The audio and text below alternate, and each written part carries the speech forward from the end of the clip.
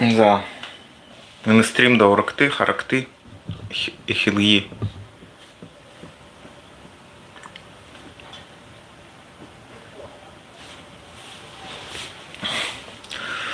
Да. За хулейхом. Тани.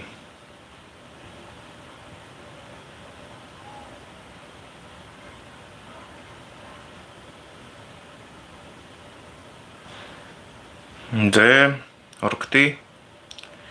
Иркты на стрим хараха. Хараха.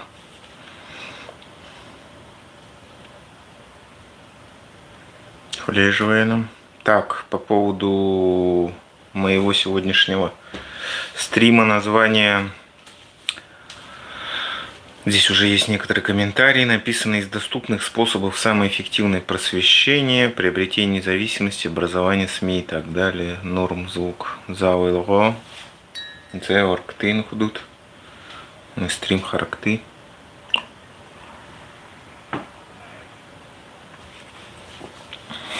Хулеживаем.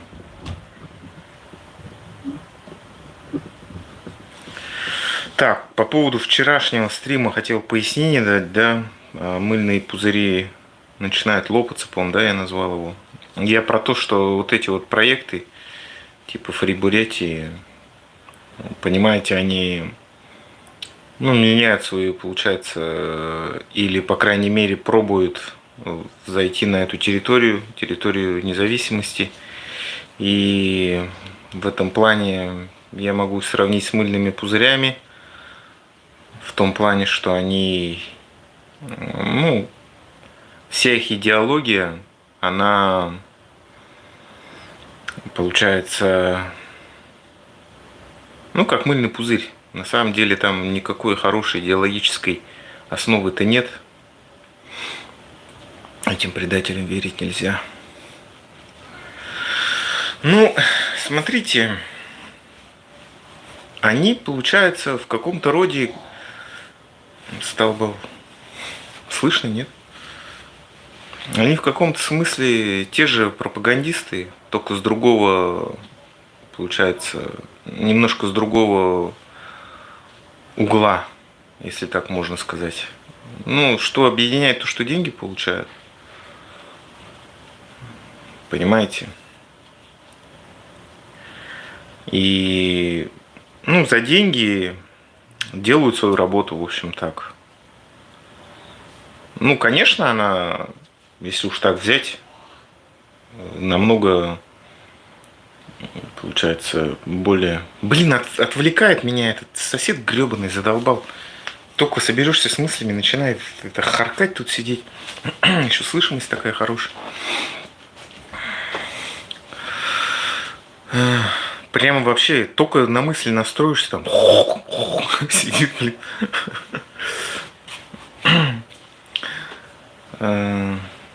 Ладно, о чем я говорил-то вообще? Про этих пропагандистов. Нет, конечно, если уж так взять, это пропаганда в лучшую сторону, да, можно сказать, против войны там и так далее. Освещают вот эти вот какие-то болезненные точки. Но, опять-таки, видите, это как и российская, получается, оппозиция. Говорить говорят, осуждать осуждают, но что делать, как действовать, никто не предлагает. Соседа мы не слышим. Понятно. Я его слышу зато. Да, блин.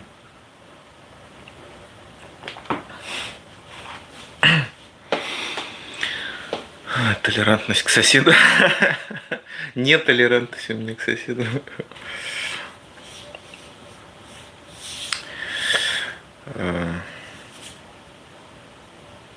Да он курит, да еще и сидит, как его, харкает. Поэтому, ну, реально отвлекает меня. Хотя, по-моему, в подъездах в Корее запрещено курить. Я не знаю, почему он курит. Тоже всякие беспредельщики бывают. Ну, мало, конечно. Редко. Не корейцы, это по-любому.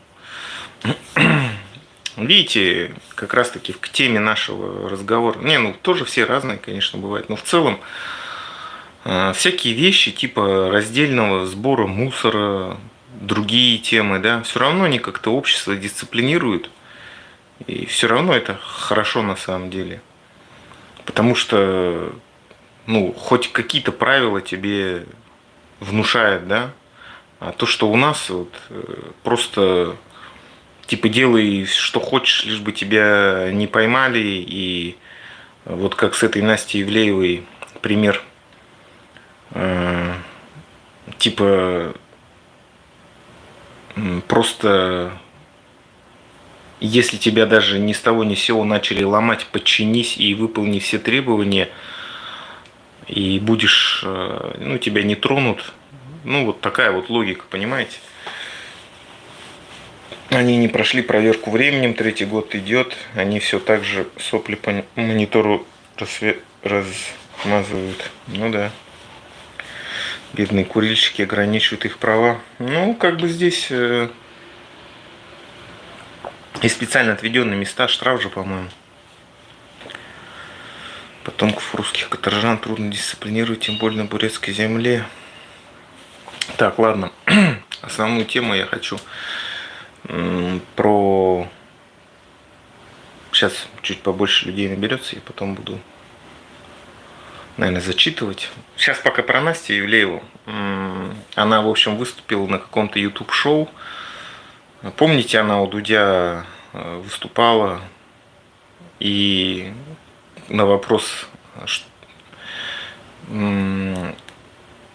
что ты будешь делать, оказавшись у Путина, она ответила, типа, ты не задолбался, а сейчас она говорит, чем помочь.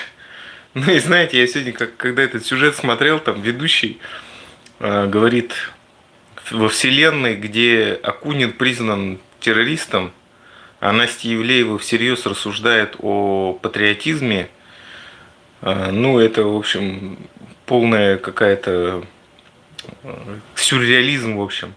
И мне это настолько смешно стало. Действительно думаю, как вообще можно было дожить до такого, когда вот Ивлеева, да, ну, видно же, все понимают, что она просто притворяется, как будто ерунду вообще несет про то, что вот она якобы там поехала, она же съездила туда на войну, типа все там поняла, осознала, как этот, как Киркоров, да, ну и кто там, Звери. Вот эти все ребята, которые вдруг резко поняли, что ошибались, не в ту дверь вошли и так далее. Суть в том, что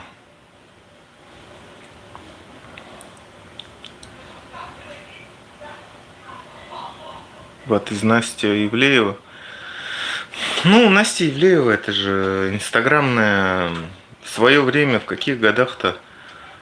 Ой, давно это было-то, году в 15-16, она тогда, по-моему, начинала набирать обороты. Настя Ивлеева, инстаграмная блогерша, она на всяких таких вайнах поднялась, когда вайны были модные, прикольчиках. Но говорят, что на самом деле ее кто-то спонсировал, все-таки она как бы не совсем уж просто так поднялась. Во всякие паблики попадала. Ну, в основном в эти паблики люди попадают все равно за деньги. То есть такого уж прямо, как сказать, self-made man, да, или self-made woman в России, по крайней мере, мало таких вот историй. Ну, сделай себя сам, типа. И суть в том, что, ну, реально, конечно, никто ей не верит. И там у Артемия Троицкого еще задают вопрос, как вы ко всему этому относитесь. Он говорит, что она сейчас теряет свою аудиторию, ну, будет терять, потому что никому вот такая вот Настя не нужна, которая что-то там на полном серьезе какую-то политическую ахинею несет, то есть все от нее ждут какого-то трэша, угара там, ну, что-то такого, да, то, что она и делает, в общем-то. Ну, на самом деле, я думаю, как? Если у человека нет никаких принципов, который не может свою собственную свободу отстоять, она могла бы просто загаситься, зашухариться, куда-то уехать из страны и спокойно себе жить, забить на все, в общем-то. Но она предпочитает Видимо, у нее уже деньги все не в этом ее бизнесе инстаграмном, ну и вообще не в медиа, а уже, может быть, активы какие-то есть, поэтому ей есть что терять. Ну, видимо, так, я не знаю, конечно, всех этих перипетий юшних. И раз кто-то ее когда-то продвигал, значит, и эти люди, видимо, с ней тоже вместе как бы заодно в одной лодке сидят.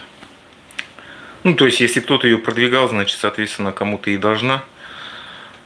Ну, короче, я не знаю, как там все у нее обстоит, но в итоге она выбрала путь, что полностью прогнуться. Ну, в общем-то, они ничего не сделали. Подумаешь, устроили какую-то голую вечеринку. Там вы видели с этим, с Кобзевым, губернатором Иркутской области, видео, где он там оральным сексом занимается со своим начальником. Ну, то есть, ну, понимаете, короче, да, что к чему. И тут по сравнению с этим голая вечеринка Ивлеева, это просто вообще ерунда какая-то. Поэтому, поэтому что-то я вот этот реально мужик сбил меня, я прямо вообще как-то мысль теряю, никак не могу в поток этот войти, чтобы начать вещать нормально.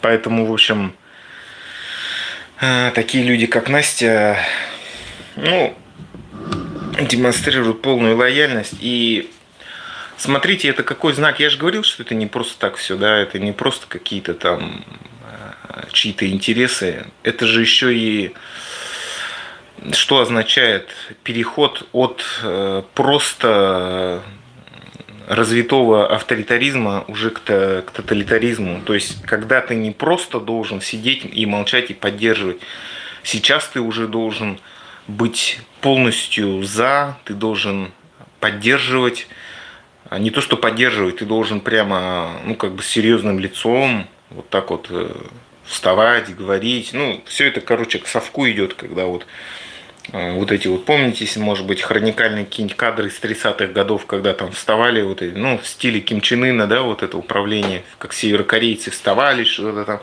с этим, прямо с таким, с чувством, что-то проклинали там проклятых этих буржуев и так далее. Ну, то есть к этому все идет. Поэтому, в общем-то, я, видите, предвидел же, что такое будет, что начнутся всякие репрессии, что вот такая вот жизнь начнется. И надо ей будет сопротивляться, надо будет что-то делать.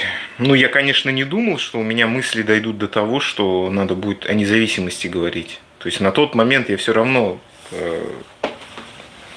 до, наверное, начала войны все равно я ватные какие-то мысли у меня были. Ну, когда война началась, когда я посмотрел несколько интервью с Путиным, я все понял, что страна все это фашистская, полностью мое мировоззрение поменялось. И, конечно, я понял, что единственный способ выжить у нас – это обрести независимость. И все. Такие дела. Бурядут урокша. Зану худут. Давайте начнем сегодняшнюю тему раскрывать. Я сегодня, кстати, заново, как вы, наверное, заметили, подключил монетизацию спустя 3 месяца. У меня ее не было, к сожалению. Поэтому, кто хочет поддержать канал, можете стать спонсорами. Там есть как сказать, под аккаунтом, где написано же, что там подписаться, да, стать спонсором. Это можете оформить спонсорскую эту тему. Потому что, видите, что я хочу сказать. Я же думаю еще иностранный аккаунт развивать. Но аккаунт, который не будет связан ни с политикой, ни с какими-то вещами. Потому что, понимаете, на монетизации, так как у меня основные просмотры из Рашки идут, а там монетизация отключена так и так. То есть, ну, вы можете помочь тем, что будете через VPN смотреть. То есть у вас будет показываться реклама, и, соответственно, будет мне засчитываться какие-то копейки туда. Но в целом, если заниматься вот прямо социальными сетями, да, Ютубом, то, конечно, более перспективно это ну, на иностранную аудиторию работать. На Южную Корею, на Америку. Там, где и сама монетизация-то выше. И, ну, все это более перспективно, конечно. Ну, то есть я имею в виду, что, конечно, я вот в планах у меня там официально устроиться на какой-нибудь завод, но тоже, понимаете, всю жизнь на заводе горбатиться, это тоже как бы не то, что я планирую делать. И пока я, конечно, вот, хотя и устаю, но нахожу время все это вести и так далее. Но, к сожалению, особо, да, вот были донаты, особо это как бы... Видите, в чем еще независимость, да, заключается? Конечно, здорово, когда ты вот независим, ты можешь говорить все, что хочешь и так далее. Но ты как бы независимость стоит дорого. Ты, получается, должен сам как-то себя обеспечить, во-первых, потом время находить для того, чтобы все это делать, вести стримы хотя бы, создавать видео, тратить на это время все равно. Но так как если еще шестидневка у меня выпадет, я не знаю, 11-12 часовой рабочий день, это все равно тяжело на самом деле. Поэтому, конечно, мне хочется найти, ну и я планирую такую международную аудиторию, ну, туда попробовать себя там, чтобы уже как-то какой-то доход, короче, мне с этого всего шел. Как-то так. Ну, поэтому вы можете помочь, если не хотите подписываться, ой, становиться спонсорами, то хотя бы через этот смотреть, через какого? Через VPN. Тогда будет засчитываться, как будто вы где-то за границей. Ладно. Давайте я сегодня такую пафосную речь написал. Что-то у меня резко появилось в голове. Сегодня же я смотрел очень классное видео одного американского писателя, который жил, анализировал жизнь в Советском Союзе, и который впервые применил такой термин, как homo советикус. Я тут подписал человек терпящий, да, терпящий, человек терпило, короче. Суть в том, что я послушал его, и его направление мысли в том, что все-таки что-то можно изменить, и перемены все равно будут именно в духовном ключе, потому что то, что население России полностью бездуховное, полностью, ну, можно сказать, аморальное, поэтому такое происходит, что происходит, да, то есть когда Акунина объявляют террористом, а Настя Ивлеева вдруг становится какой-то, ну, понимаете, это вообще такие парадоксы. Настя Ивлеева – это патриотка, потом два этих, даже не два, несколько человек, какой-то Мясников, какой-то Маслов, это эти все. Один расчленитель, этот, как их, каннибал, короче. Один каннибал, то есть не один, их несколько каннибалов, которые должны были там по 25-30 лет сидеть в тюрьме, они пошли на войну и еще пишут какие-то там такие пафосные тексты про то, что вот мы там решили встать на защиту Родины, все такое. Но представляете, когда герои вот этой вот так называемой СВО, это маньяки какие-то, каннибалы, насильники, когда Акунин это террорист, ну что это вообще происходит? Это же полное вообще растление этой страны, этой рашки, это полное вообще полная деградация вообще. Как это может быть? Как это вообще? Этого не может быть в реальности. Это Оруэлл реально отдыхает просто. Это совершенно невозможная какая-то история. И, конечно, у меня на фоне всего этого полное разочарование вообще в той колонии, которая нас колонизировала. Не то, что даже у меня разочарование, у меня уже отвращение просто к ним, к этим людям. У меня нет никакого понимания, почему мы вообще находимся колонизации от вот этих вот ужасных просто людей, которые, ну, вообще ни капли, никакой, я не знаю, ни логики, ни эмпатии, ничего человеческого не осталось. То есть, когда из тюрьмы освобождают, ну, откровенных маньяков, каннибалов каких-то, и они вот становятся героями СВО, так называемой войны, но это вообще в голове никак не укладывается. И тут же признают террористом писателя, довольно знаменитого, по которому, по роману которого и сами романы прострелили, и фильмы сняли по ним отличные, да? Ну, это... И все молчат, сидят при этом. Это же просто смешно. Кстати, по поводу Достоевского, это действительно подтверждается, эта теория Невзорова. Я сегодня почитал, он таким, оказывается, расистом был. Это действительно просто госзаказ был того времени. Этого Достоевского пихали везде. А так-то он еще тот фашист был.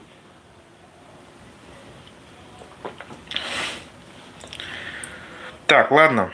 Давайте будем умшха. Я тут сегодня написал текст. Возможно, он такой, как вам сказать, может покажется догмами, но тем не менее, все равно какие-то у нас основы нравственности, я все-таки считаю, должны быть. Потому что вот эта вот безнравственность, когда люди, занимающие какие-то посты, считающиеся элитой, предают свой собственный бурятский народ, спокойно отправляют их на войну, это говорит о крахе вообще нашего бурятской жизни, вообще мироощущения, что ли, вот этого всего. Ладно, давайте я буду зачитывать. Как бурятам избавиться от навязанной столетием культуры подчинения, лицемерия, животного страха и толерантности к лжи? На мой взгляд, надо начать с этих шагов. Полное признание, первое, полное признание нынешней ситуации с бурятским народом, причины, приведшие к данному подчиненному, угнетенному, плачевному положению, поставить все точки над «и». А что именно с нами случилось? Утеря своего собственного суверенитета, у власти и в элите недостойные люди, приспособленцы, готовые за интересы Русской империи отправлять на убой свой бурятский народ, коллаборанты у власти бурятского народа. Б. Нищее и беспросветное положение бурят, медленная деградация культуры и языка, принятие тезиса о русском мире и готовность умирать за него. А почему буряты идут умирать за русский мир? Потому что нет бурятского мира, потому что нет идей и нравственных опор на ценности бурятского мира. В душе бурят пустота, которую заполняет полностью лживая идеология русского мира, ради которой буряты идут на смерть. За лживые идеалы лживой прогнившей страны. В. Буряты утратили духовную связь с наследием предков. На различных молебнах мы просим у предков каких-то земных вещей, должностей и материальных ценностей, вместо того, чтобы просить совета, как правильно и честно жить, как поступить по совести в какой-то сложной ситуации. Для этого и не нужны молебны. Второе. То есть это было первое и как бы подпункты, да. Второе. Только верховенство закона, а также некие моральные неформальные правила, которые в первую очередь касаются представителей власти. Во власти, в парламенте мы должны обеспечить сменяемость, контроль над честными выборами, люстрация бывших членов ядра и других партий, а также военных преступников, представителей власти. Третье. Максимальная прозрачность бюджета республики, ее расходов и доходов. У каждого члена общества должен быть доступ через приложение, например, над важнейшими данными по бюджету и тратам. Четвертое. Повышенные требования, высокая оплата труда и максимальная свобода и защищенность деятельности учителей, я позже объясню почему, журналистов, врачей, профсоюзов и лидеров мнений. Данные представители своих профессий не должны нуждаться в средствах и максимально защищены от преследований кем-либо, но и к ним должны применяться повышенные моральные ограничения. Поэтому необходимо восстановить институт репутации. Буряты в целом, и тем более представители власти, журналисты, учителя, лидеры общественного мнения, судьи, полицейские, врачи должны бояться потерять лицо. В условиях, когда репутация в наше время не стоит ничего, Так легко совершить преступление, обманывать свой же народ и воровать. Необходимо прекратить данную порочную практику. Шестое. Необходимо постоянно поддерживать в обществе интерес и понимание того, что от всех нас зависит судьба бурятского народа. Каждый важный член общества. Нельзя свой голос или мнение отдавать просто так, не подумав о последствиях данного поступка. Седьмое. Необходимо поддерживать дискуссии о дальнейшем направлении развития бурятского общества, его моральном состоянии, текущих делах, принимать определенные решения. Эти решения должны воплощаться в жизни, а не быть простой формальностью. Так, сейчас я хотел пункт про институт репутации.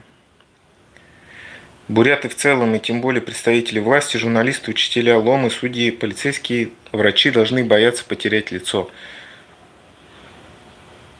Нет, вот повышенные требования, высокая оплата труда и максимальная свобода и защищенность деятельности учителей, журналистов, врачей, профсоюзов и лидеров мнений.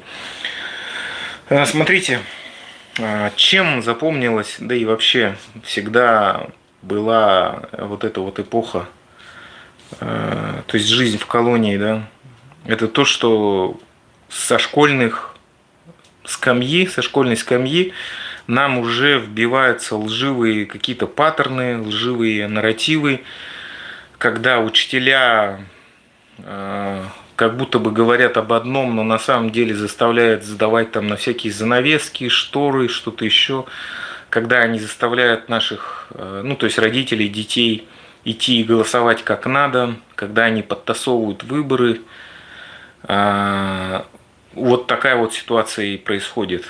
То есть учителей, на самом деле, самых активных, в принципе, тоже надо как-то иллюстрировать, чтобы какую-то процедуру провести, то есть чтобы запомнилось. И в будущем, конечно, учителя должны хорошо получать зарплату, потому что это же будущее, на самом деле. Они работают с детьми, с будущим населением, которое сменит нынешнее поколение, да. И поэтому с детства должны внедряться правильные установки о честности, о том, что нужно жить достойно, не совершать какие-то поступки, думать головой, самое главное, да, нести ответственность за свою жизнь. Затем, то же самое касается, конечно, и журналистов, особенно журналистов-расследователей, поэтому им должна быть обеспечена и высокий доход, и они должны быть полностью защищены. Я не знаю, как это сделать, но какие-то механизмы надо придумывать, чтобы... понимаете, они же все равно будут расследовать, всякие дела делать, да, такие, которые могут не понравиться кому-то. И чтобы всяких там, не знаю, мести со стороны тех людей не было, журналисты должны быть защищены, потому что благодаря их работе, конечно, общество остается здоровым. И, конечно, почему должен институт вообще репутации быть? То есть, смотрите, сейчас кого-нибудь, да, вот того же этого железного Баира, да, который сбил девчонку, и он как бы хоть бы хны ходит, что там он получил-то, по-моему, просто условку, да, какую-то, что-то такое. То есть, понимаете, человека поймали, а он не то чтобы, как сказать, сожалеет, раскаивается, он даже как бы, вообще ходит, хамауи, да, ходит спокойно, ни о чем не думает и пытается еще отмазываться. То есть, никакой репутации, никакой чести. А представьте, эта ситуация была бы в Японии, допустим. То есть, человек, он бы сам пришел, сознался бы, он бы сам... попросил бы прощения у общества, да, что-то такое. То есть, совершенно несравнимое то, что происходит у нас и в Японии, или в Корее. То есть, вот этого института у нас нету, к сожалению, какой-то чести, репутации. То есть, у нас сейчас из-за вот этого навязанного нам русского мира нету никакой понятия репутации и так далее. То есть, к сожалению, мы стали такими. То есть для нас опозориться это пофигу вообще. Типа, все так живут. Что такого, да? Типа, хама вы. Такого быть, я считаю, не должно.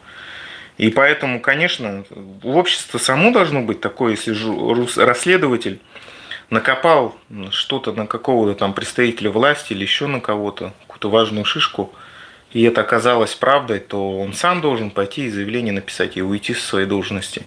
А не так, что его там через суд там, или через еще как-то пытается вытащить, он еще там пытается мстить как-то, да, там каких-то бандитов нанимает или еще что-то. Ну, то есть все через одно место происходит у нас сейчас в данной ситуации. Поэтому, конечно, такой ситуации быть не должно. То есть само общество должно быть здоровым. А у нас, к сожалению, в этом вывернутом мире, где каннибалы это герои СВО, так называемые, это как ее, Настя Ивлеева, она патриотка, а этот, как у Акунин, террорист, конечно, такое происходит. Ну, понимаете, это полностью это российское общество, оно полностью русское общество сгнило, прогнило, полностью деградировало уже, ну, не знаю. С людьми что-то такое произошло, что они даже думать не могут. Что-то случилось с аналитическими способностями.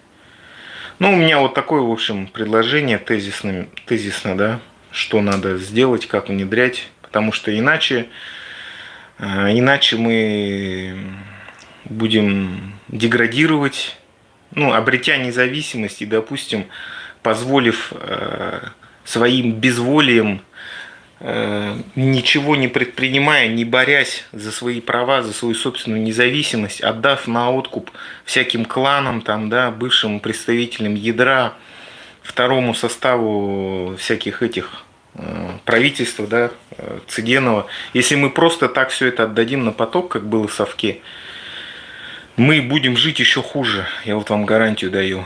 Потому что вот эти вот кланы, они не успеете оглянуться. Я вот, знаете, вот столько распинаюсь, вам рассказываю, да. И вот вчера почитаю комментарии, и люди так относятся к этому, как будто я, знаете, воздух гоняю, о чем-то, какой-то ерунде просто говорю. Зачем тогда вообще слушаете, если никаких выводов не делаете? Почему мы так хреново живем? Ну, потому что аналитически не думаем и не предпринимаем никакие действия.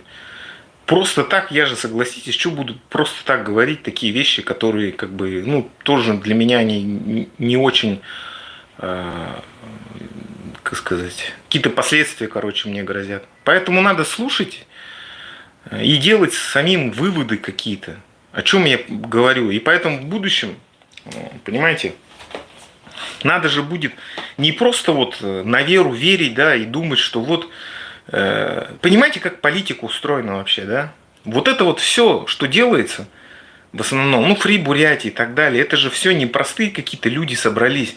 Это действуют,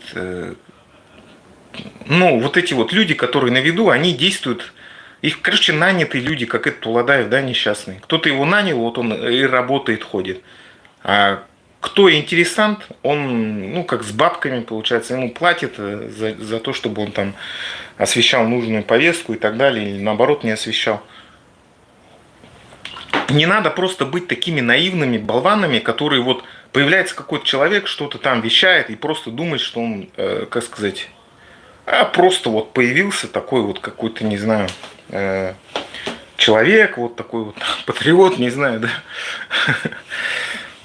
Ну, конечно, такое тоже может быть, но все равно надо немножко к этому относиться скептически, я бы так сказал. Смотреть, в чьих интересах этот человек говорит. Вот, то есть, и по Яковенко я уже определенный вывод сделал. Что-то он так активно начал Ходорковского защищать. Ну, ладно, я думаю, один раз про него сказал, там, еще раз сказал. Но когда он там несколько эфиров этому посвящает, я тогда понимаю, что, скорее всего, Ходорковский ему платит. Хотя здесь тоже какая-то странная вещь. Обычно, кто заказывает музыку, тот девочку и танцует, но Яковенко почему-то спокойно рассуждает о том, что распад будет. То есть вот это как бы не сходится, вот это маленько. Но то, что он так активно там защищает Ходорковского, вот это вот странно для меня показалось. Поэтому надо вот все-таки маленько аналитически думать. Я вчера почитал комментарии, я просто ужаснулся. Или когда сегодня. Про вчерашний стрим свой я имею в виду. Сейчас. Что я там? Так. Я всерьез думаю, что профсоюз это агент. Кто-то там пишет, ой, он такой сам по себе. Что за бред вообще? Я вот что, просто так распинаю, что ли, говорю, или что? Какие-то свои мысли там.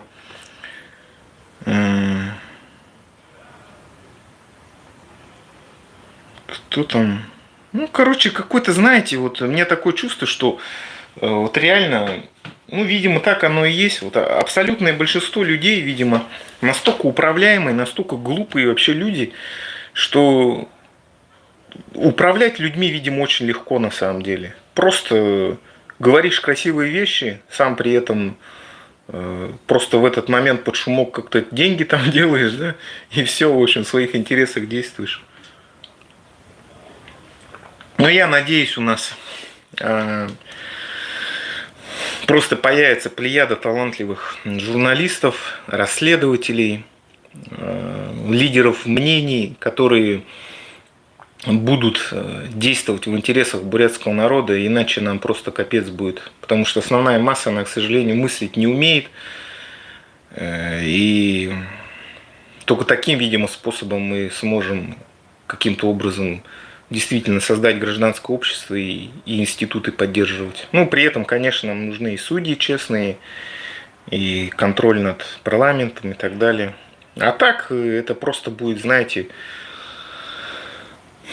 та же самая, вот как у Рашки, в общем, такая же жизнь будет.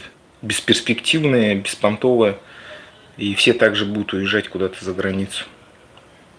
Поэтому все равно надо, понимаете, бые барьха надо маленько думать своей головой, не делать какие-то, не знаю, узколобые выводы и, ну, как сказать-то, ну, чуть-чуть более не такими быть наивными, что ли.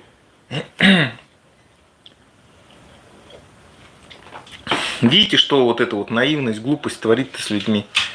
Люди идут на войну, подыхают там, либо из-за денег. Я вот даже не понимаю, что ими вообще руководит.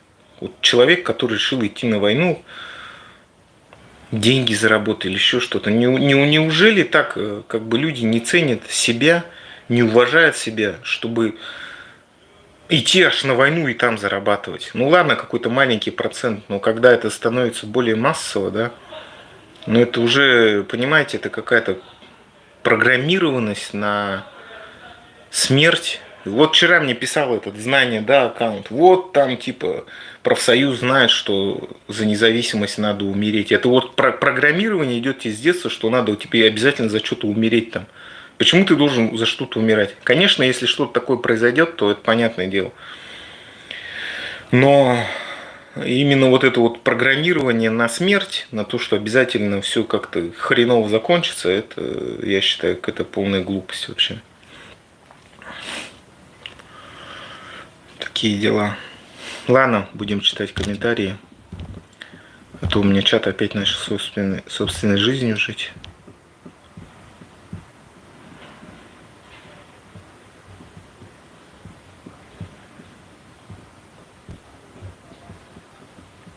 Так.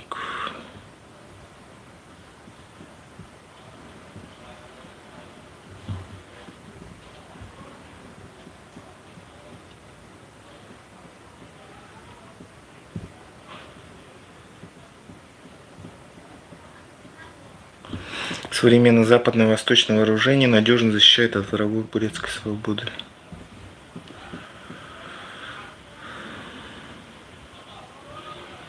Если взорвать мосты, то русские оккупанты смогут эффективно, не смогут, видимо, наверное, напасть только по воздуху. А, смогут только по воздуху, но если будут стингеры ПВО, то хана им. На пищевой завод иди, опыта наберешься, свой откроешь.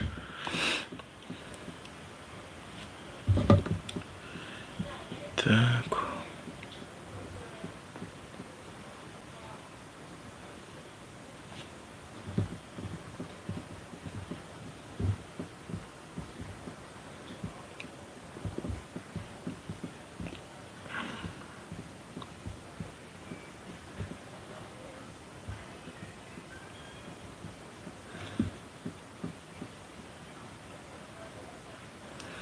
Скорее всего, независимо в Бурятии будут построены заводы. Ну, это опять мечты какие-то по производству натовского оружия, военной техники с бурятскими специалистами. Ну, во-первых, ладно, я пока воздержусь от этого ответа. Пока я даже не знаю, что мне сказать.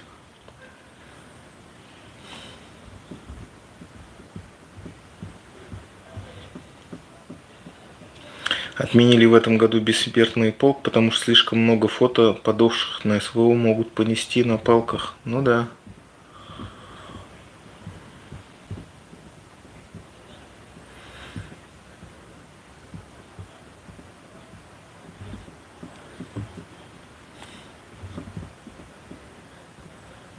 Надо новые революционные писатели, которые бы прославляли борьбу за свободу бурятского народа. Ну, смотрите, как это работает-то.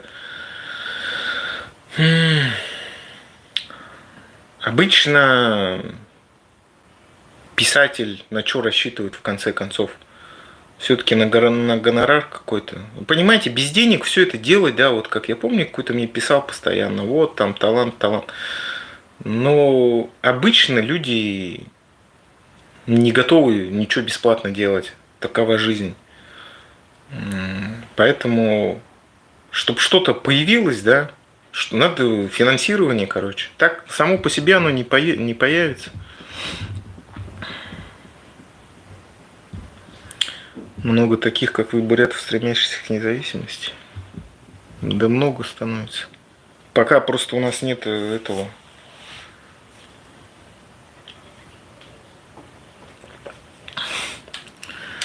идеологической подготовки хорошей нет.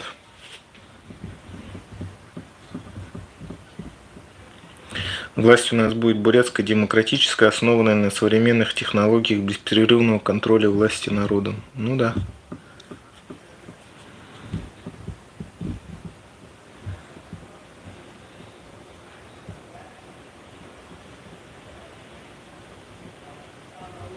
Баир Салам, Казахстан, независимость Бурятии, Сэмбана. Раскачал я, нам уже хватит унижения, которое творит Россия по отношению к бурятам. Пора вернуть нам свое национальное достоинство, бурятам бурятскую власть. Ну, совершенно согласен. Так. 3 года колонии поселения в Базое. Отсидел, наверное, уже этот, как его там, Железный Баир-то.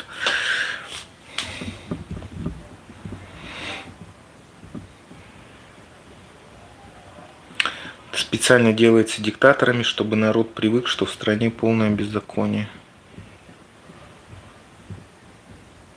Награждать преступников может только Россия, даже сам Путин награждает это дно, а не страна. Ну да.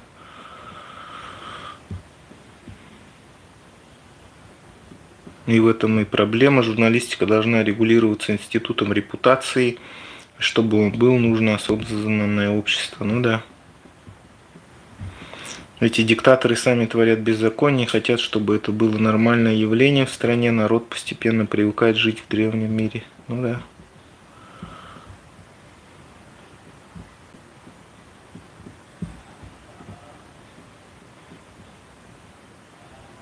Запрещают бурятам изучать бурятский язык на бурятской же земле, могилизируют и так далее. Пора положить этому конец.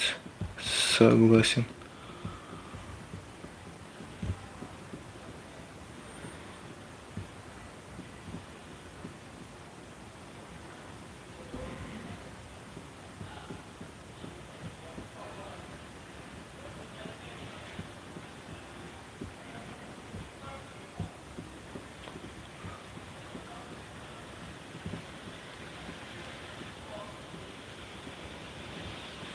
Буряты дожили до того, что в нашей родной Бурятии издают объявление: бурятам жилье не сдаем, бурятов на работу не берем. Да, всегда такое было.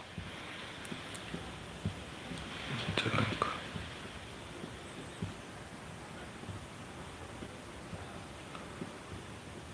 Всякие профсоюзы, перекрашенные мусора. Баир, не сдавайся, орки будут все время ставить палки в колеса, береги нервы. Но они очень, да, целенаправленно работают. Я еще материал читал. Всякие Песков, олигархи постоянно в Википедии делают попытки расследовательские материалы изменить. То есть про сына этого Пескова, да, что он там гражданин Англии и так далее, что там сидел 1,5 года, что ли. То есть такие вещи они пытаются изменить. Хотя, с одной стороны, Баир, ты правильно сказал, БНД агент влияния. Ну, я так считаю, я не знаю, видите, если бы у него вот, или там у Володаева была бы какая-то совесть, он бы, наверное, все-таки взял бы и попытался как-то объясниться и так далее. А то есть, видите, хамовы так сидят, как будто бы так и надо, да, то есть пофигу вообще, деньги платят и ладно. Вот это вот странно. То есть, понимаете, вот никакого института репутации, вообще института этого нет.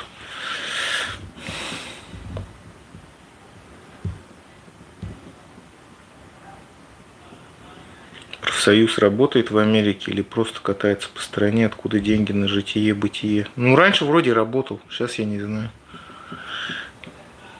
Русские настолько офигели, что в Выдре написали, что бурят гостиницы не размещаем. Ну да. Первые годы полномасштабной войны много бурятов умерли в Украине, просто не надо было им ехать за амбиции Путина. В том-то и дело.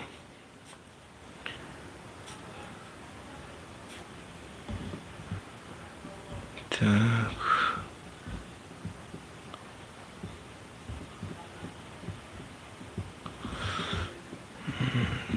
Так.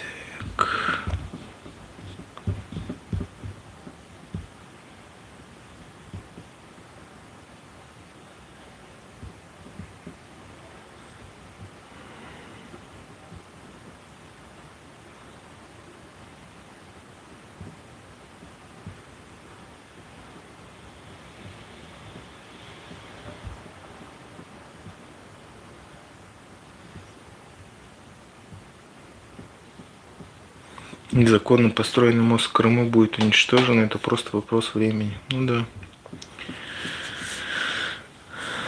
У нас в советское время было так, все русские сидели в тепленьких местах, а этот шовинизм и нацизм удалить из страны очень нелегко, их 300 лет зомбировали, что они первый сорт.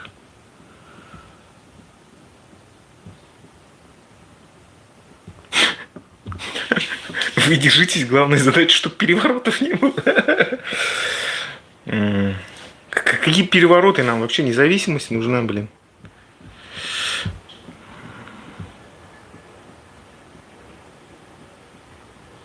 Игорь Царежапов говорит, что много буряток в США работают проститутками, что большинство бурят в США кидают друг друга на бабки, называют бурят в США кишкадавами, надеюсь, буряты в США его накажут. Ну, я говорю, какой-то агент влияния, зачем вообще про это говорить?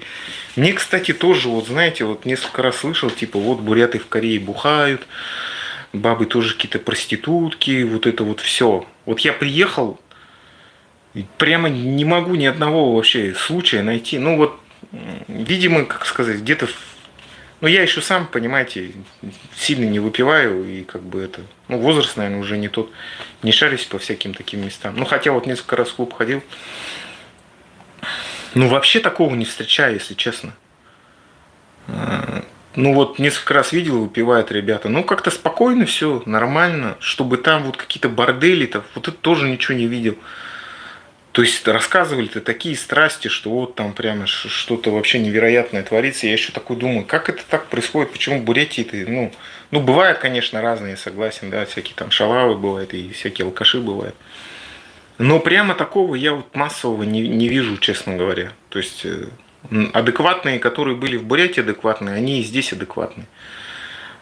Кто там, не знаю, пошалавить любит, да, или побухать, они и здесь, видимо. Но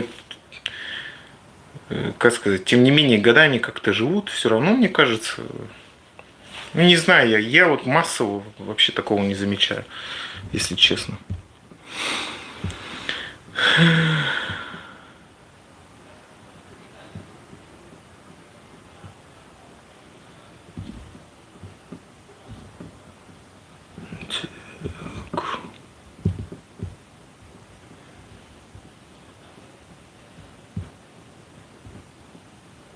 Был бессмертный, стал смертный, армия Путина кончается. Уже в прошлом году отменили, когда ужаснули, что от войны с Украиной будут завалены палки с портретами. Ну да. Буряты с хорошей идеологической подготовкой завербованы в Тузгар. Ну, возможно, не знаю. Кто такой железный боир, бурятский авторитет? Ну, был этот зампред, по-моему, Хурал. Ну, короче, какой-то чиновник, этот Ядрос.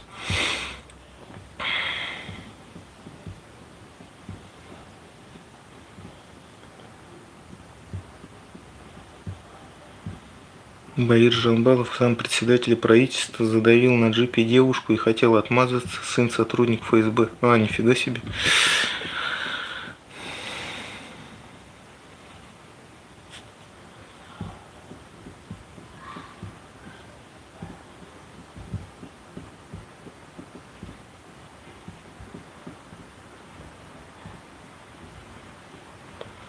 Подозрению все. Принцип работы контрразведки — искать врагов среди своих друзей.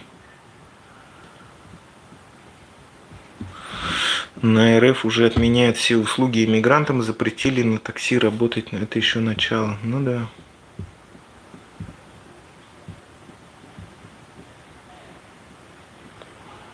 Бурятосы не понимают до сих пор, что возрождение языка будет только при независимости. Ну вот главное бурятосами не называть.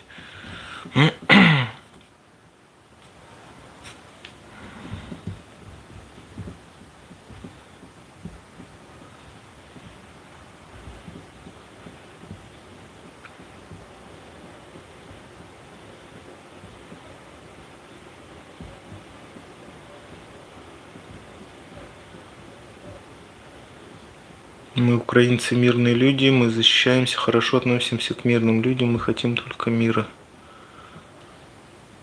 Так. Надо вытеснять всех русских из Бурятии, их численность конкретно пугает. Но я так не считаю, что прям надо вытеснять. Те, кто захочет остаться там и принять все правила, пускай остаются. Те, кто не согласен и хочет жить по имперским понятиям, ну тогда, чтобы никого не мучить, пусть репатриацию устроить.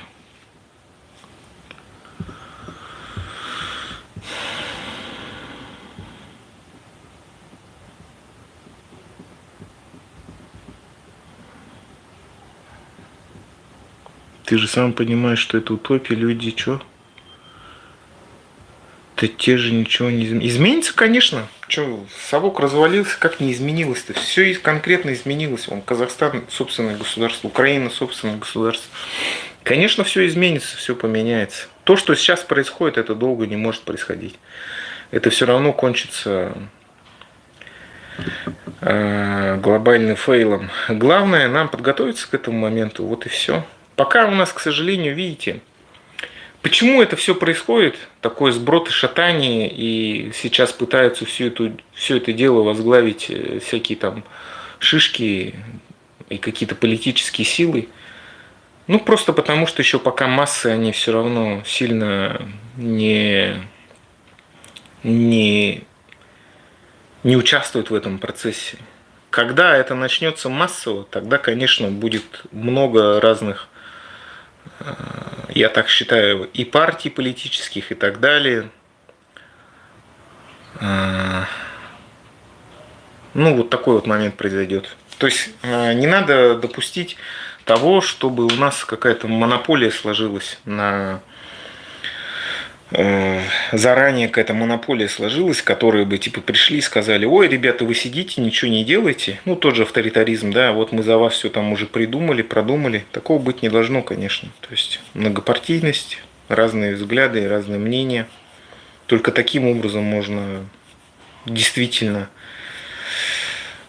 добиться хороших условий для независимости.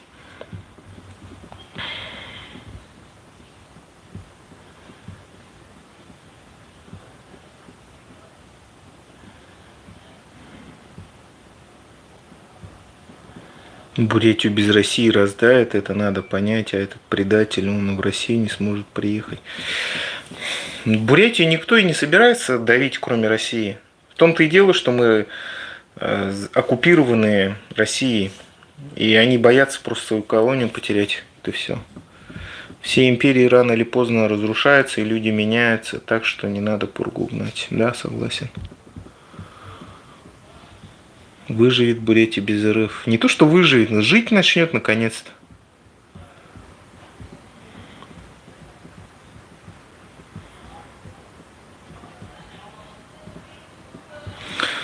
Так, пока народ у меня собрался, напомню, что если вы хотите меня поддержать, либо можете стать спонсором канала, либо можете включить VPN и смотреть через VPN мои ролики, чтобы я, так как подключил заново монетизацию, наконец-то смог это сделать. Целая история, короче, все это делать. К сожалению, у меня такая проблема. Я скоро еще объясню, зачем я в инсте начал активность, зачем там начал суету наводить. Ну, тоже ищу контент, который бы там зашел. Ну, короче, надо. Вот так. Если вы в Бурятии, ну или в России, можете VPN включить, тогда у вас будет показываться реклама, и, короче, для меня это будут какие-то центы перечисляться. Такие дела. Ну, конечно, честно говоря, маловато вообще идет. Тем более сейчас, видимо, эти боты жалуются, что ли, на мои трансляции и так далее. Таких показов уже, к сожалению, не дает мне YouTube, как было. Либо кто-то другой постарался, не знаю. Ну, тоже, видите, тоже под санкциями, получается, живу на этом канале.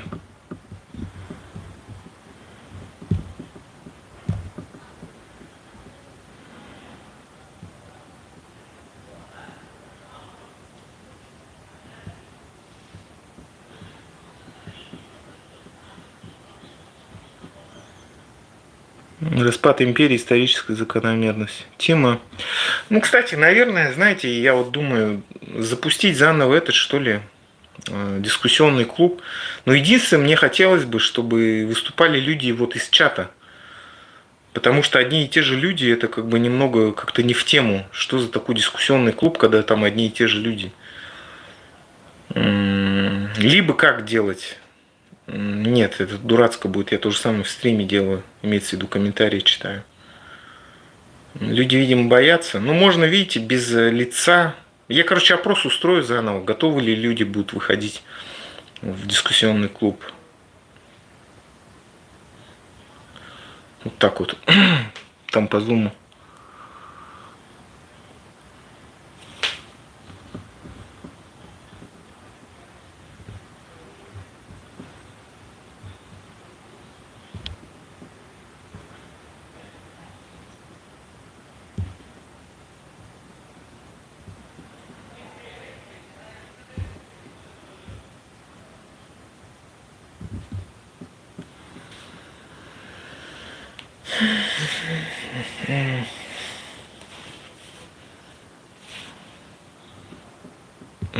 Что там за...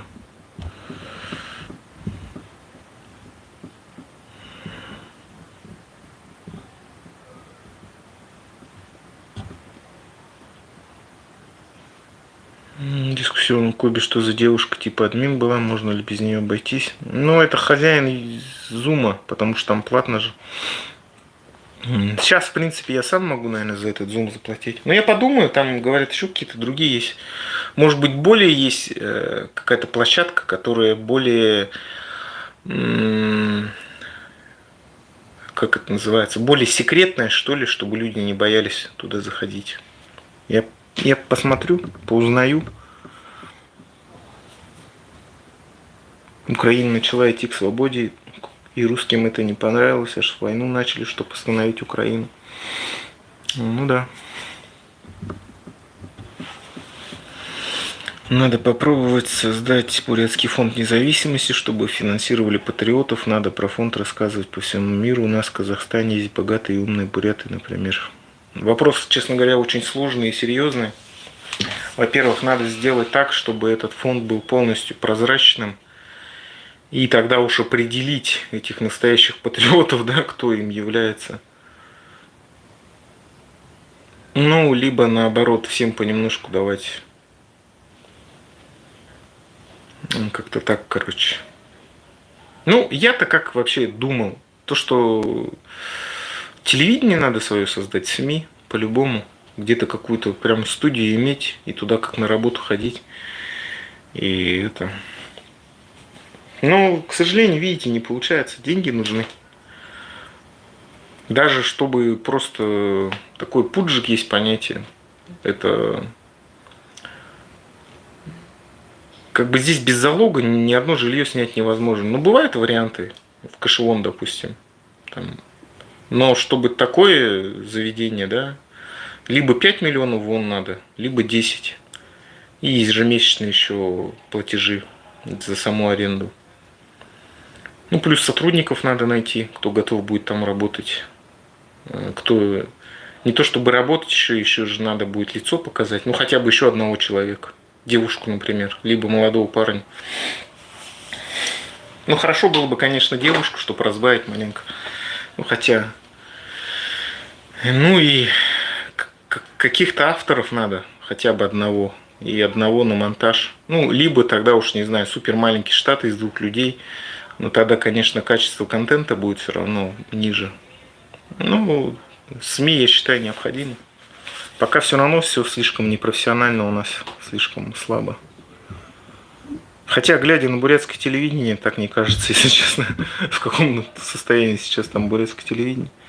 Одна это. Ну, технически, конечно, другой уровень, но само содержание чисто одна пропаганда.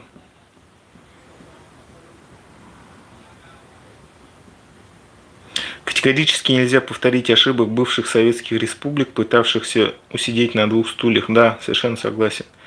Примеры Армении, Грузии, страны Центральной Азии, той же Украины необходимо занять твердую политическую позицию. Да, согласен.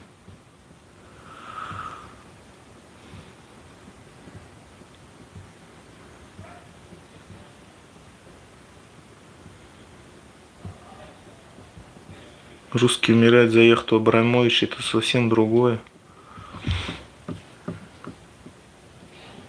В Непале, Индии много продвинутых бурятов, может там попробовать создать телевидение, там и жизнь дешевле.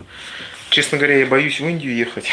Посмотрел ролики в инсте про то, как там питание, антисанитария, вот это все.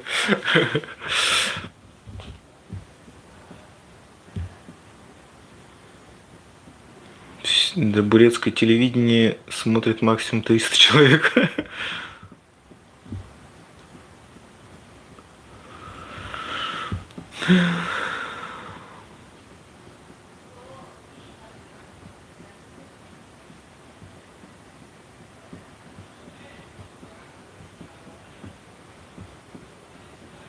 Есть рестрим Microsoft Teams. Microsoft Teams, по-моему, тоже хорошая тема. Надо посмотреть, честно говоря, что есть.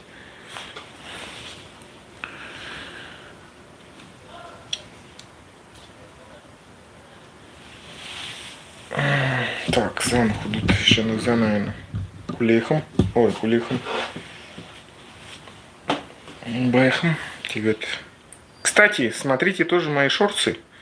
Желательно в этом, через VPN.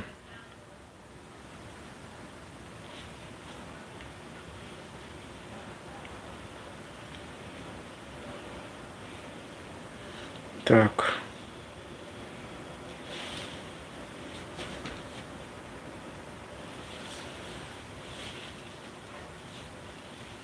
Заново идут. По-моему, я все, что хотел, сегодня озвучил.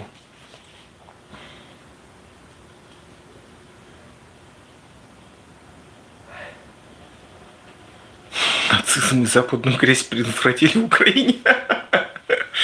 Ой, блин, смешно.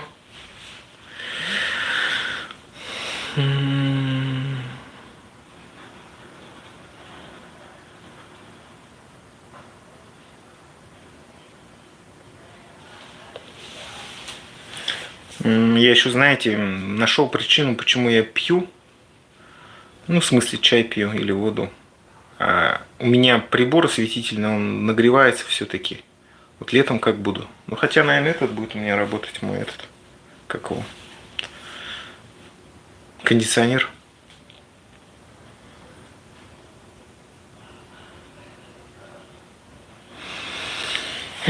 Да, на худут подключаемся. Задавайте какие-нибудь вопросы интересные.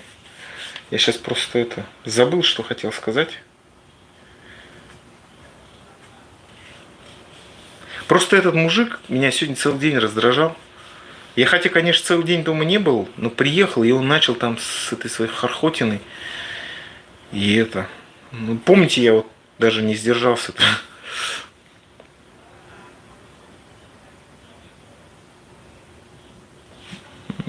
Так.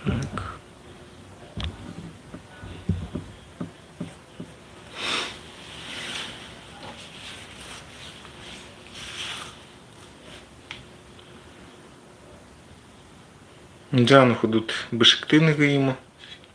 Хоvrылдыи.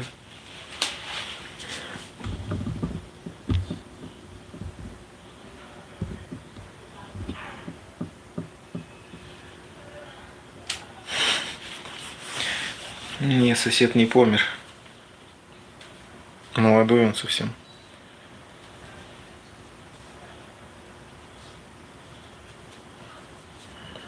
Если в дискуссионный клуб зайдет русский шовинист или агент русского мира, то что делать? Ну, как он зайдет? Он же личные данные там не увидит никого. Так, у меня же, кстати, надо видео одно смонтировать. Сейчас буду видео монтировать. Да, кстати. Я же записал интересное интервью и так его до сих пор не выложил. Чуть не забыл про него. Поэтому... Это кепка с флагом союзного государства. Ну да, Южная Корея. Нам еще надо помимо Южной Кореи, законтачиться с Японией. Хотя, конечно, между собой они не особо ладят, Южная Корея с Японией, но... Хотя само население, знаете, все-таки какая-то часть, конечно, уже друг друга нормально воспринимает. Здесь японцев, честно говоря, очень много. Я часто вижу, когда в Сеул ездишь, много японцев ходит, гуляет здесь. Ну что, рядом же здесь, по их меркам вообще недорого. Нам бы тоже туризм развивать туда, в Бурятию. Монголии, потому что много туристов. Ну, я так считаю, корейцы хорошие туристы. Они, конечно, как сказать, по-моему, они много всего повидали в своей жизни, поэтому они так, как сказать, как-то все стремительно, быстро проходят. Я просто был, я думал, наверное, там будет так очень интересно. Но, мне кажется, они просто такие туристы, которые присытившиеся, что ли. Ну и в Бурятии надо тоже постараться какие-то такие интересные места, туры для них придумать. Ну, потому что это экономику на самом деле очень хорошо должно поднимать. Мне кажется, их привлекает еще наши регионы тем, что у нас все-таки много пространства, такая дикая природа, другая все-таки. Здесь-то она, тоже, конечно, красивая, но другая. Байкал посмотреть тоже интересно. Так.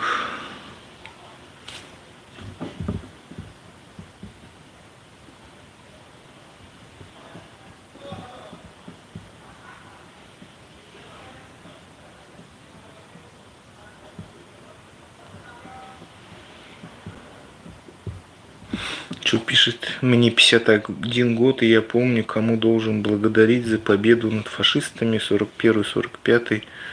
Спасибо вашим дедам, низкий поклон. Наши деды вынуждены были воевать из-за того, что Сталин начал дружить с Гитлером, вместе Польшу оккупировали. Потом Сталин напал на Финляндию, не вывез, и Гитлер из-за этого решил напасть на совок. А так они были же этими друзьями, кентами были. союзниками. Так что если бы Сталин не начал дружить с Гитлером, то ничего бы и не было бы никакой войны. Так что здесь это очень такая тема скользкая на самом деле. Сколько людей умерло из-за вот этой вот ошибки.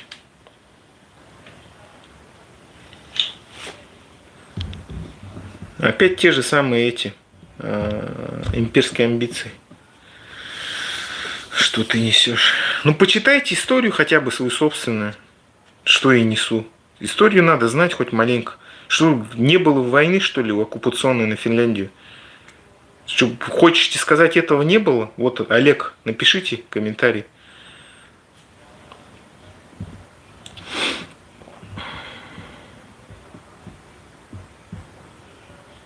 Невов, Вторая мировая, началась она не в 41-м, а в 39-м. И кто ее начал? Ее начали два фашистских союзных государства.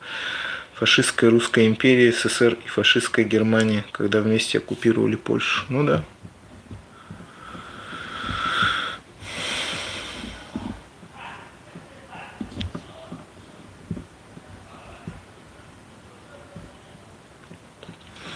Напали на Польшу со спины, СССР ударил полякам в спину.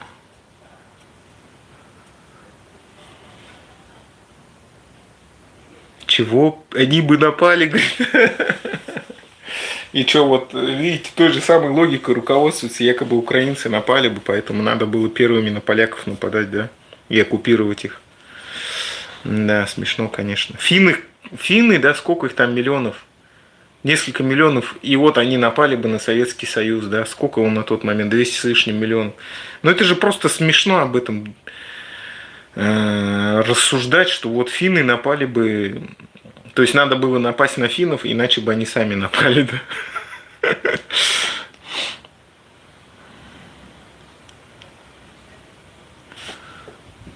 В Финляндии и Афганистане проиграл совок.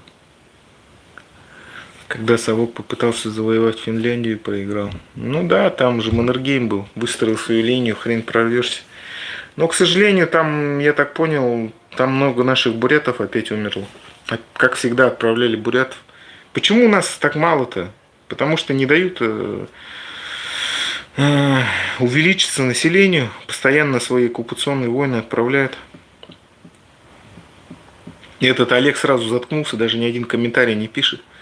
Наверное, даже настолько историю не знает, что совок воевал, пытался оккупировать Финляндию и не смог.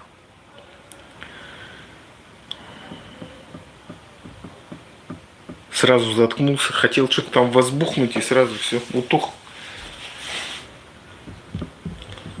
Боты ничего не могут. Все-таки это же исторические факты. Война-то была на самом деле. Просто, конечно, они не любят вспоминать. И я как-то там очень мало материалов, и я такой тоже пропагандистский ролик какой-то смотрел, там, типа, приводит к выводу, что вот, надо было напасть на Финляндию. Ну, то же самое, те же самые доводы, как и с Украины, типа, обязательно надо было на них напасть. А то, что они там по люлей им дали, это уже они не говорят. Как в Корее наши буряты думают о независимости. Ну, есть, конечно, определенный процент. Есть те, кто боится просто. А есть те, кто... Вот видите, в чем основная причина Фри-Бурятии и это. Когда проснулся интерес у людей к этой теме массово, да, они вот как бы сбили весь этот интерес и предложили тот же самый путь. То есть живите как жили, ничего не делайте. Ну, то же самое, что русская оппозиция делает. Типа, вот, вы не власти, в крайнем случае с фонариками походите там, и все. То есть, вот это вот хреновая тема, что они, когда массы просыпаются, они их пытаются сразу успокоить, и усыпить, какие-то придумывают дурацкие какие-то всякие акции. В Монголии вообще протест слили, когда там митинг готовился. А потом уже, когда видите, это же не всегда получается митинг организовать. Ну, имеется в виду с таким населением, как у нас, которые Ну, боится всего. Ну, как боится-то? Это тоже понятно, что тут, видите, у нас, если выходить, так выходить сразу до Талова, не уходить никуда и стоять там. Ну и у нас вообще как в Кыргызстане должно быть. Один раз выйти и сразу правительство захватить, и все. Потому что потом эти менты нас задолбают просто. Будут всех поодиночке ловить и мочить. Так что здесь как бы это...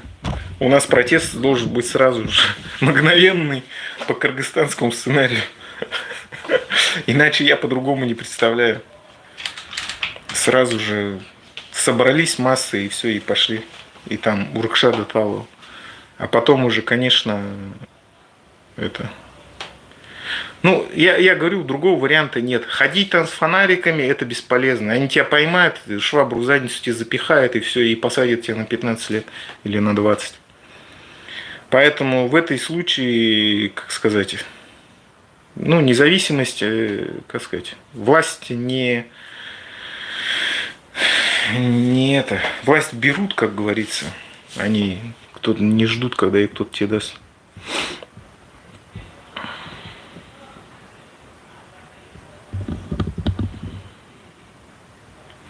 Финляндия не нападала, нет, не было бурятов в той войне, Бурятия была отдельным государством. Да, смешно, конечно, смешно это слушать.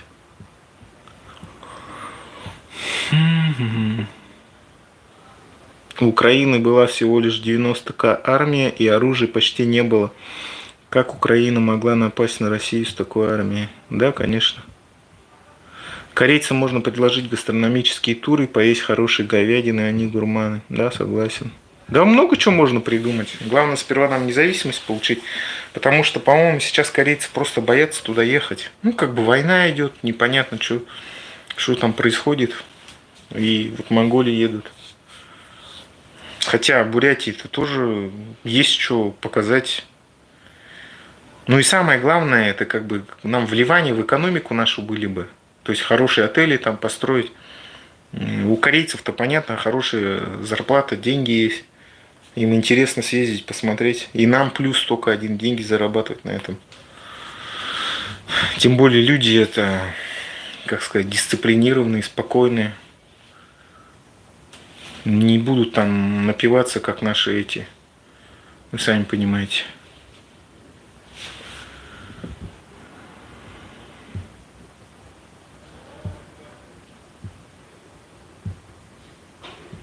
С японцами будем дружить. Ну да. Россия всегда была в военном режиме, она и не выходила когда-либо из этого режима. Ну да, в принципе.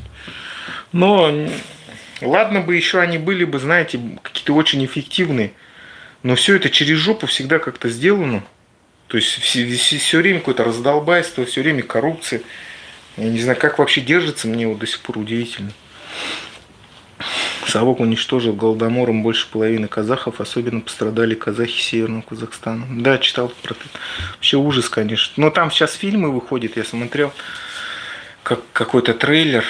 Ну, молодцы, конечно, казахи, что они поднимают эти темы и про голодомор и так далее. Это, конечно, надо знать новому поколению то, что происходило. У нас тоже это должно все начаться.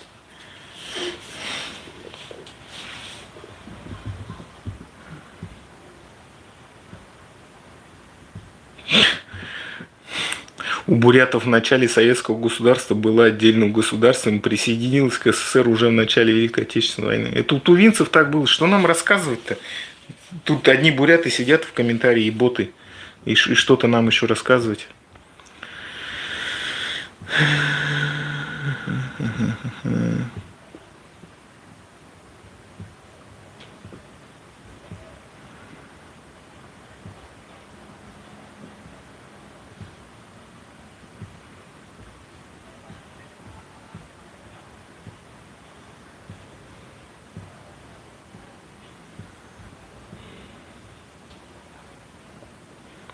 Фри Бурятия специально такие нудные интервью делает, не выдержал. Ну, я думаю, просто там эти спикеры, скорее всего, не харизматичные. Ну, возможно, в плане... Я, правда, ни разу ничего не смотрел. Я вообще не смотрю же. Либо какую-то Даже профсоюзы я чуть-чуть просто посмотрел и сразу сделал вывод. Ну, как бы, мне кажется, это вообще нелепо, там, про резиновую женщину рассказывать, про какие-то катализаторы, про то, что там буряты в машине живут. Ну, то есть, я не знаю, что это какая-то позиция обиженного человека.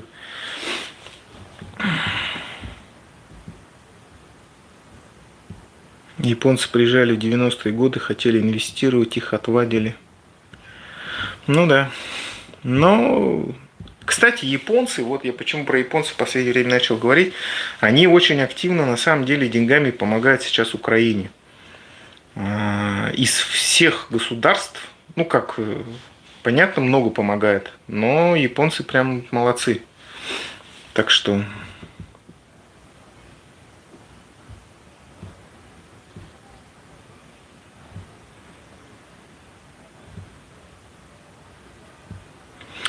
за счет наших денег, которыми мы не будем отдавать Москве, вот за счет чего. Ну да.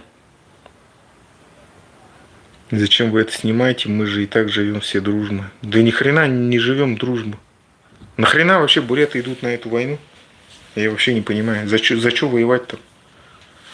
Да и не только это. Вообще, как докатились до жизни такой, когда собственный язык, культуру все теряем в угоду русскому миру. Еще все наши ресурсы вытягиваются. Ну, вообще мы нахрен никому ничего не должны отдавать. У нас же своя республика есть.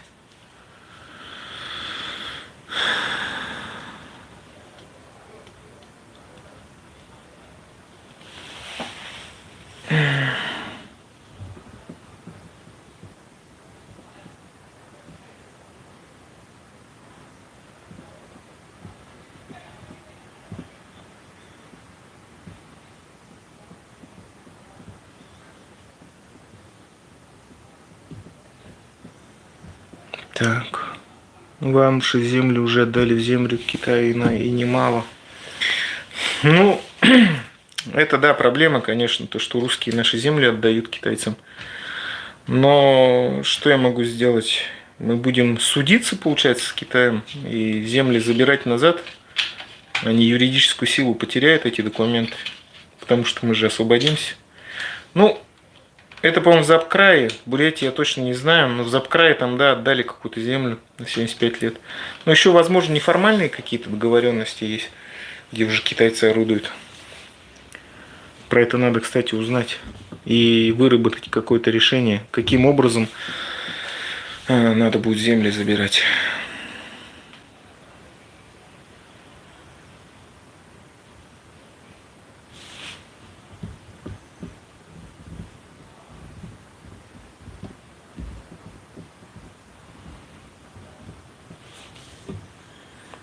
Вам японцы, корейцы, монголы, Китай помогут конкретно, я не сомневаюсь.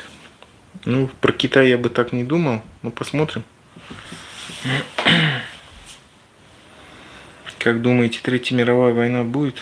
Ну, если сейчас Запад не поймет, с кем они имеют дело, и будут также волокитить сидеть, и в США не поймут, что надо вкладываться в таких деятелей, как мы, которые топят за независимость,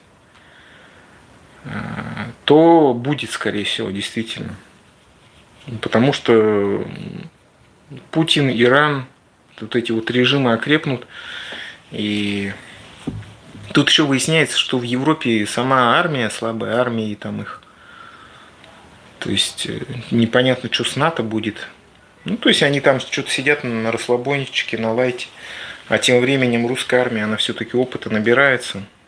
Там как-то против дронов какие-то там мангалы там на танки свои прицепляют. Что-то такое. Понимаете, там-то все-таки, какая бы она стрёмная ни была армия, но она все-таки в состоянии войны сейчас находится. А Европа, она как бы по территории-то небольшая. Поэтому я не знаю, что они там так на расслабоне сидят. Тут этот медведь проснулся, хочет их опять оккупировать, а они сидят там на лайте. Америка-то за океаном все-таки. У них, как говорится, два союзника. Атлантический и Тихий океан. Китай уже получил предупреждение от США, если не договорятся, то Китай получит санкции. Ну, Китай, да, сдохнет тогда.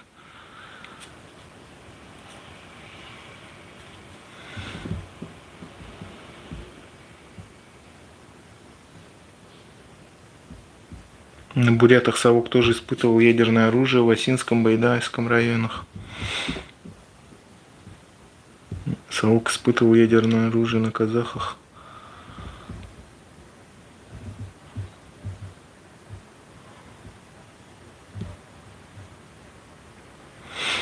Аккаунт, да, я знаю это, но многие не знают, нужно это тоже рассказывать. Ханхалаева, жаль, это не озвучила в ООН.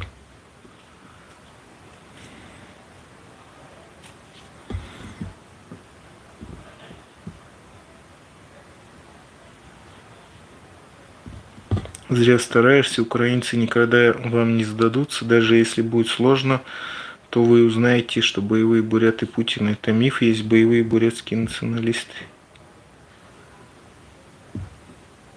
Не будет Третьей мировой, никто не осмелится напасть на страну с самым большим ядерным вооружением. На США, что ли?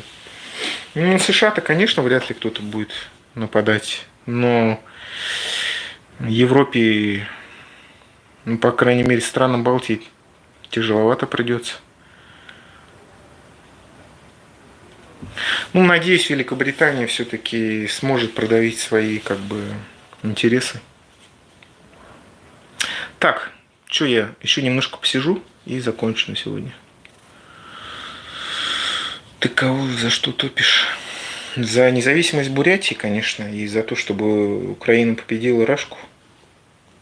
Ну и вообще полный распад Рашки. Это там я читал хороший комментарий про этот. Русские наконец-то вздохнут, когда все это кончится. Наконец-то как люди заживут.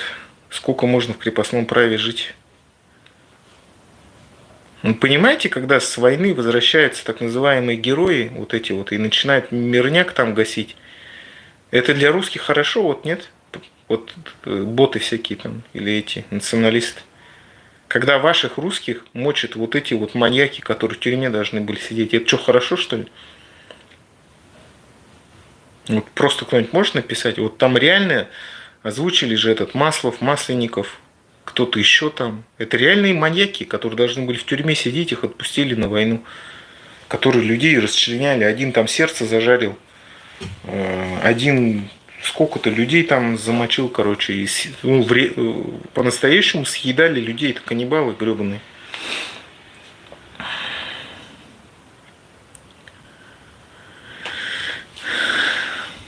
Чуваши будут свободны. Гену отправлю в Цивильск, когда война закончится, к маме на могилу, пока он в Казахстане.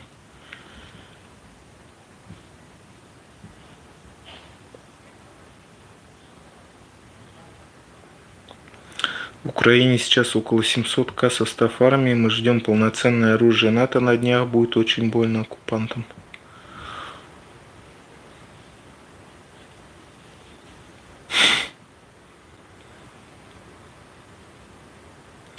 Баир им пофиг, маньяк или убийца на воле. Чтобы не исчезнуть, нужно воевать и бороться. Кто не сопротивляется, будет уничтожен.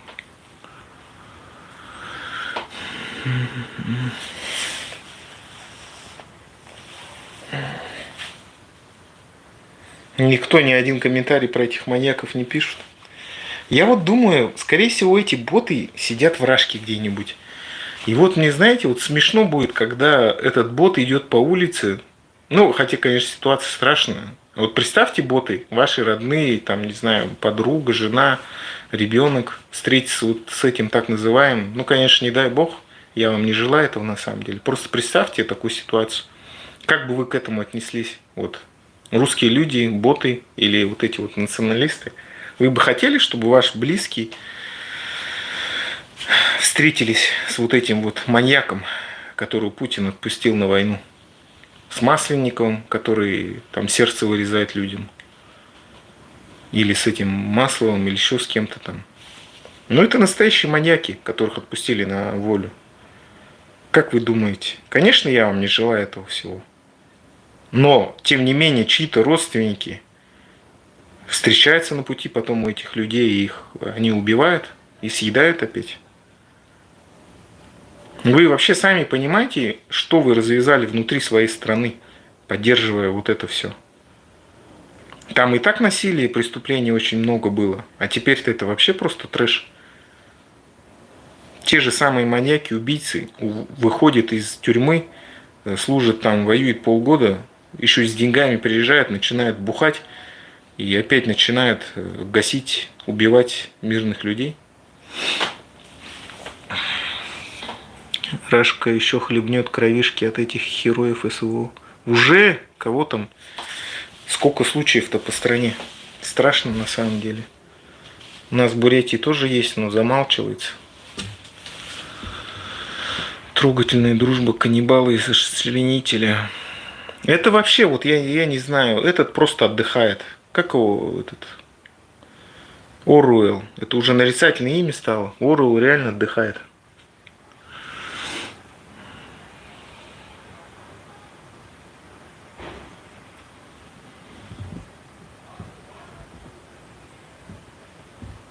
Мы даже не знаем, сколько маньяков на воле. Много. Как нам развивать политическую волю бурятам? Смотрите, мы сейчас все, ладно, политической воли, должны чем заняться-то? Главное, чтобы сейчас осознание пришло, что мы должны все думать об этой теме, о том, что от нас в будущем и сейчас даже от нашей какой-то деятельности, ну хотя бы вооружаться знаниями, да, зависит будущее. То есть нам не надо будет потом занимать такую же позицию, как основная масса наших бурятов. То есть типа никуда не лезу, моя хата с края и так далее. То есть у нас не должно быть такого ни сейчас, ни в будущем. То есть видите, какие-то еще моменты все равно будут, там Крымский мост взорвут, еще что-то. Ну, когда массовое сознание начнет просыпаться, и надо будет действовать.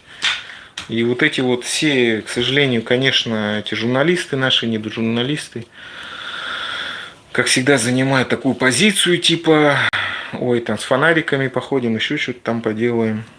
То есть этого, конечно, допускать нельзя.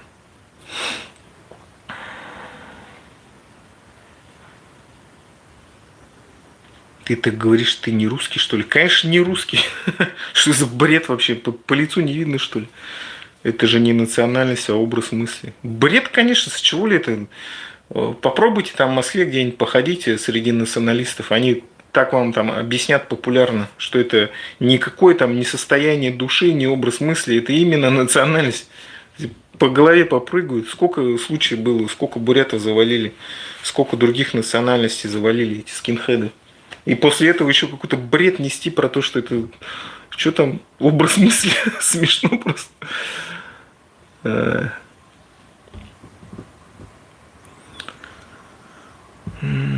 Так.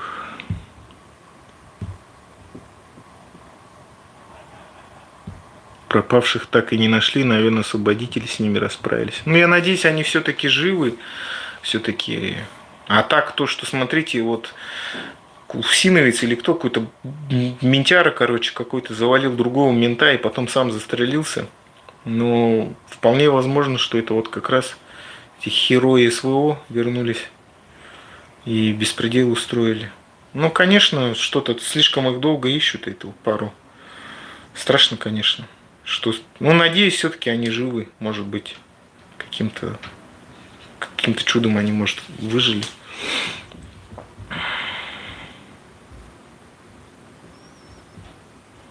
Ваши соотечественники в Украине вели боевые действия особенно жестоко, отметились особенно в начале войны в Буче.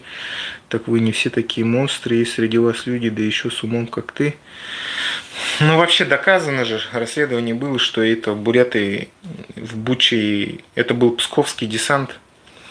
Но, конечно, я не спорю, что буряты вообще там есть. Но совершают ли они военные преступления, я не знаю. Да, воюют за Россию. К сожалению, это позор для нас. То, что сами оккупированные еще за оккупанта воюют, это, конечно, полный позор. А таких, как я, конечно, много. Просто я вот что-то так...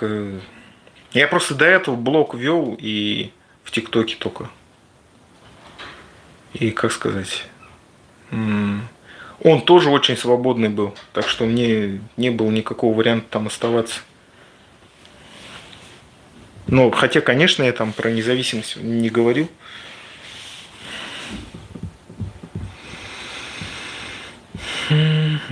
Слава Украине, держитесь, братья, мы победим Россию.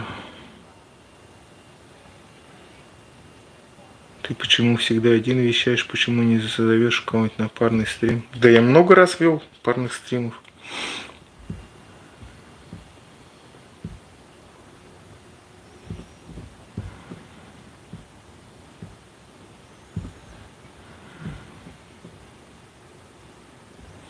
Так, Зану худут. Байрва. Сегодня, наверное, все. Закончу. Зану худут. Подписка ты, комментарий бышек ты, лайки ты. Зану худут. Дахинул зутра. Байр ты.